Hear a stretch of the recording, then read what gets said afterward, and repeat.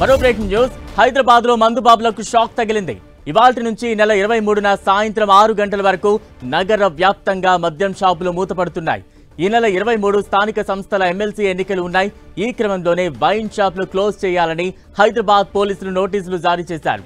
ఈ నెల 25న ఎన్నికల కౌంటింగ్ ఉండడంతో ఆ రోజు కూడా మద్యం దుకాణాలు క్లోజ్ చేయాలని పోలీసులు ఆదేశించారు.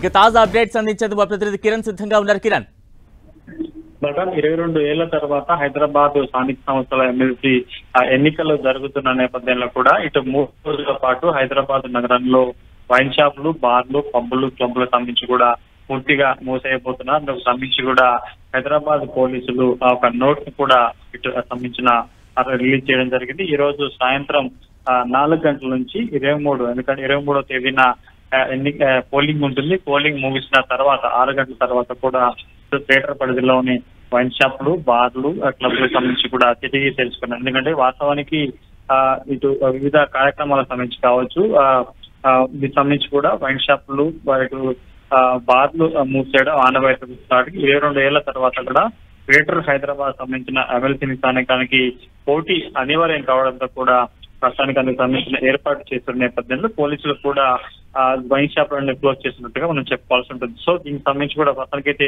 1 కాదు 2 కాదు సుమారుగా 3 రోజుల పాటు కూడా వైన్ షాపులు, బార్లు, అటు పబ్బులు, క్లబ్లు కూడా పూర్తిగా మూతపడనున్నాయి. కిరణ్, అంటే ఇక సాయంత్రం 4 వరకు టైం ఉంది. 4 తర్వాత బంద్ అవుతాయి.